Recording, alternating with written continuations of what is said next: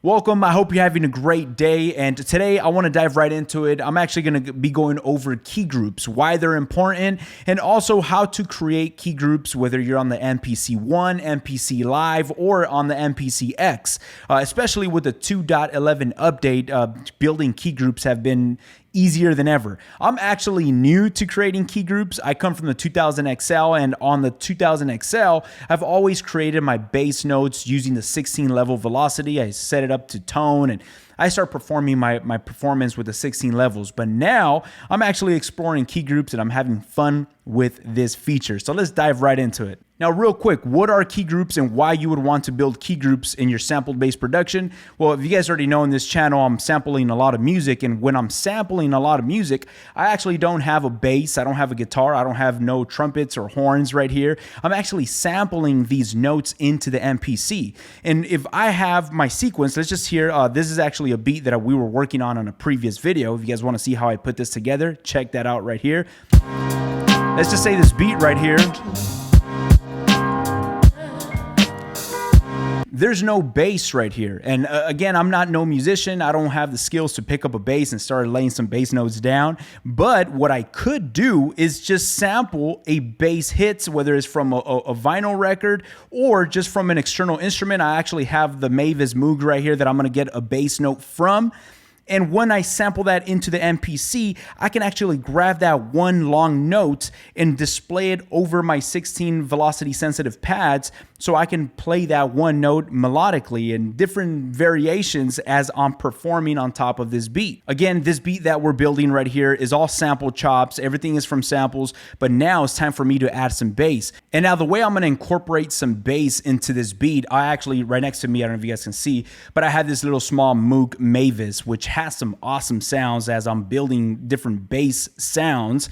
I'm actually gonna sample just one bass note into the MPC, and we're gonna make a key group with that. It's so easy. So let's have some fun and jump right into it. Right here, I'm actually gonna jump into my sampler, and on my sampler, I have this Moog Mavis. It's a mono instrument, so I have this going into input 2 in the MPC. And on the MPC, I'm gonna select my input, and I'm gonna make sure I'm selected in input 2. Once I have that selected, I wanna make sure that my source is mono and not stereo, since I'm actually sampling a mono instrument. Once I have that set up, I'm gonna go ahead and play a little bit with this Moog and get the input levels. What I'll actually do, and this is what I've been enjoying doing, I'm gonna hit play on the beat and match the key.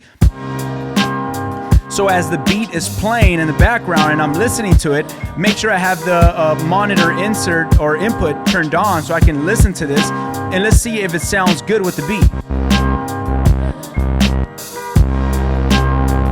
This is gonna be my root note right here. And that is in, actually I'm gonna open up the tuner, and as I can see, the tuner is in C. Now, real quick, one thing with matching the keys to the sample, I looked at the sample and I saw that the MPC can tell me what key the sample is in. I've mentioned this before, but it could be a hit or miss. I don't wanna go base off of what it tells me, because sometimes it says that the sample is in G minor, and then I get my note and I put it in the same key and it just sounds off. So I'd rather just go base off of my hearing and match it that way. Now, if you don't have a synthesizer and you're just trying to get some horns from a record, just a one long horn, that's fine. Just sample that in and we can change the tone of that later. But right now, we're just matching this together.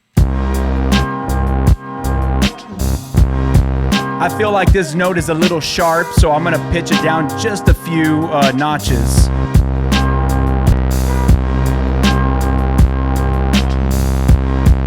Right there. Okay, so right there I feel like it's pretty close, so if I hit that, it sounds like it's in key with the sample.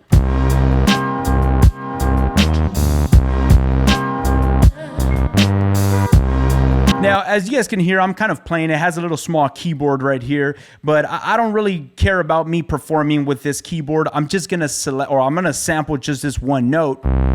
And before I sample that, this is actually really cool in the MPC. If you guys have not been messing with this, make sure you guys do so. But you go to your inserts right here, and I'm gonna process a little bit. I'm gonna add some processing to this instrument. I'm gonna go down to my harmonics, and I'm gonna choose select air flavor. Air flavor has been awesome. I'm loving air flavor. With air flavor, I'm not going to add anything with this. All I'm going to add is just noise to this instrument. There you go. I'm actually going to add a lot of it. Okay, there you go. See, now that, I like how that sounds.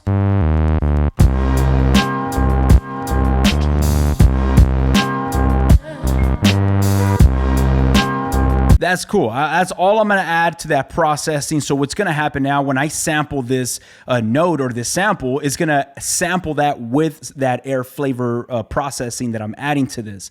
So the way I'm going to do this, I'm going to just select my threshold, put it about right here, and arm this, and I'm just going to sample this note.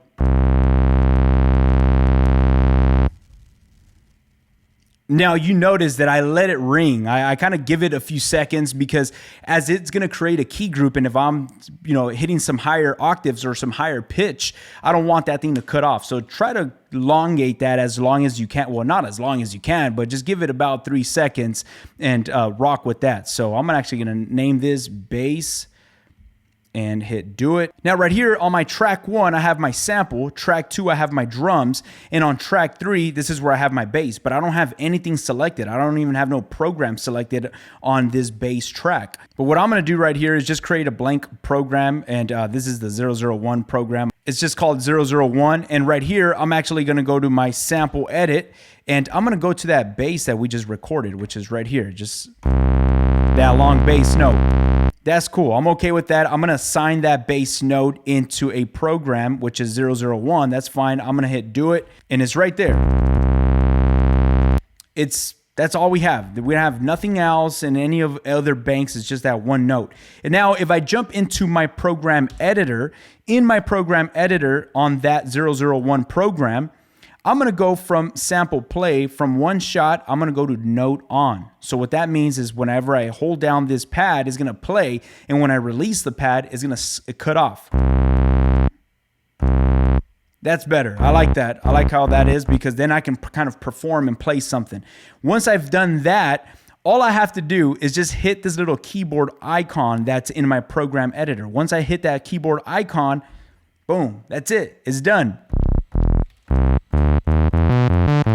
So it just created pretty much a keyboard on my pads, and now I'm able to play that one bass note, which is in key, and now I'm able to play and perform something melodically from that one sample that I sampled into the MPC. So now if I hit play with this beat that we're listening to, I'm able to perform something and see what we come up with.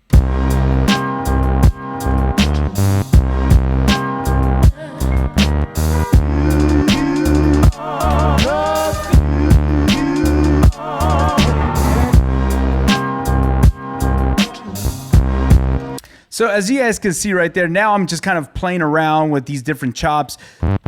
These are in key and I'm able to build something. It's kind of like I'm putting together my own instrument. Now we could even go a step further. Let's just say we like how it sounds. I've been enjoying adding a little bit of, some reverb into this. I'm gonna actually select this reverb, put the mix down at about 9%, 10%. Go to this delay section right here. Let's bring up this delay.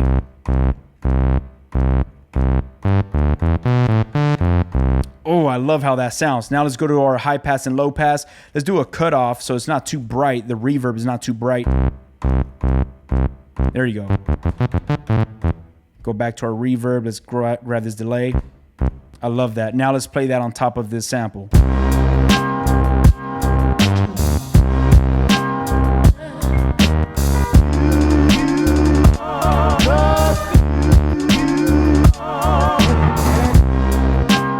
Another benefit of using key groups is that if I record, let's say I'm going to record this down into the sequence.